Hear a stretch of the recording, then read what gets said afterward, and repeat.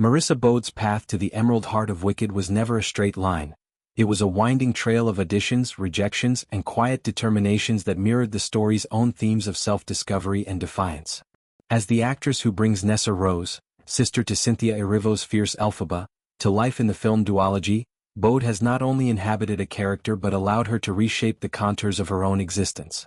Since the premiere of Wicked, Part 1 in November 2024, Bode's world has expanded exponentially, thrusting her into a whirlwind of premieres, interviews, and fan encounters that affirm the musical's timeless message.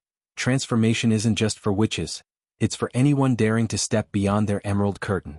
At the New York premiere of Wicked, For Good on November 17, Bode opened up about this metamorphosis, her words a testament to how art can ripple into reality, fostering openness in a world too often closed off by assumptions. I think the movie did a really good job of showing openness to change and reflecting and seeing the world outside of your bubble, Bode shared during a heartfelt exchange with E! News' Justin Sylvester.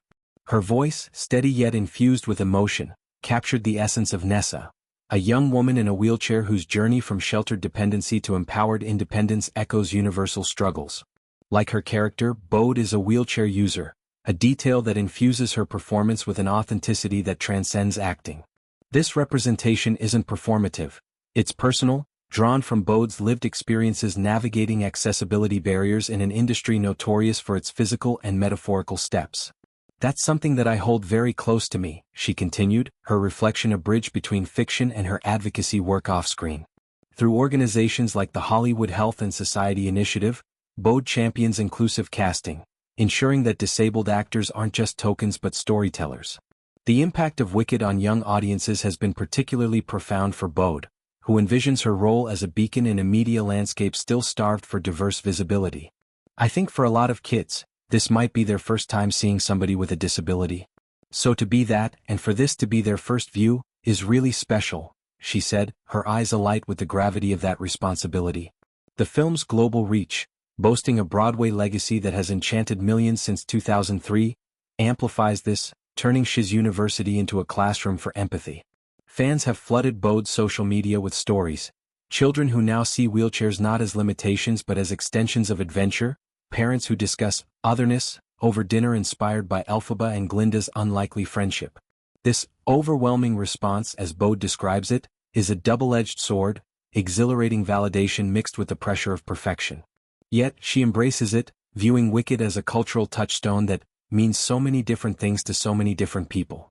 The connection fans forge with characters like Nessa or the Wizard speaks to the art's power, a true testament to its enduring magic. Bode's own affinity for Wicked predates her casting. She was a devotee long before stepping into Nessa's corseted gowns. The green-skinned Elphaba, with her unapologetic boldness, first ensnared her imagination as a teen, embodying the kind of self-assuredness Bode aspired to amid societal's sidelong glances.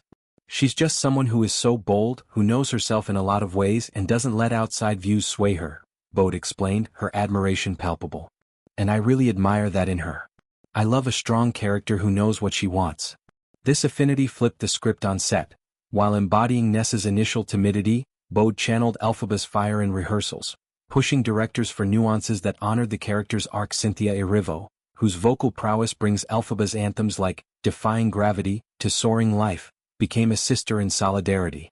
Their off-screen rapport, late-night script dissections over tea, mirrored the siblings' on-screen evolution from friction to fierce loyalty. The ensemble's collective energy further deepened Bode's growth. Jonathan Bailey, the newly minted sexiest man alive who infuses Fiero with roguish charm, shared his own brushes with marginalization at the premiere. It's that extraordinary thing, he reflected, his voice carrying the scars of a youth teased for his sexuality. It's a very real and true story for everyone who is deemed other or doesn't fall into a typical understanding.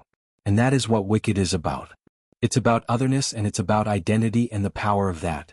Bailey's words resonated with Bode, forging a set dynamic where vulnerability was the norm. Director John M.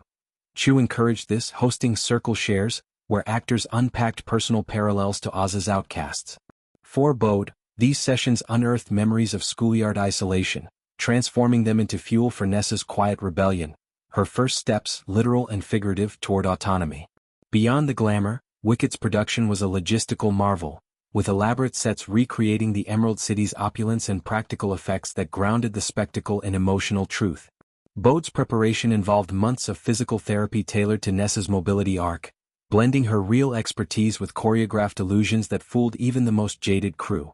The duology split, Part 1 ending on a cliffhanger mid-dash defying gravity, heightens anticipation for Good, where Nessa's role expands into realms of political intrigue and sisterly sacrifice. Bode teases subtle evolutions. Nessa learns that strength isn't always loud, sometimes it's in the choices you make when no one's watching. This philosophy permeates her life post-premiere, where she's fielded invitations to speak at disability rights panels, weaving Wicked's lessons into calls for systemic change. Critically, Wicked arrives at a cultural crossroads, challenging sanitized fairy tales with nuanced explorations of prejudice and power. Bode credits composer Stephen Schwartz and book writer Winnie Halsman for laying this groundwork, their 2003 stage vision now visualized with Ariana Grande's Glinda adding bubbly depth. The film's message of acceptance, amplified by Erivo and Grande's powerhouse vocals, has sparked global conversations, from TikTok duets to academic dissections. For Bode, it's personal vindication. After years of almosts in auditions where her chair was an unspoken hurdle, Wicked affirms her place at the table. As the duology marches toward its 2025 conclusion, Bode stands transformed, not just as an actress, but as an advocate whose For Good echoes the title. Her journey reminds us that stories like Wicked don't just entertain, they equip us to embrace our own otherness, one defiant step at a time.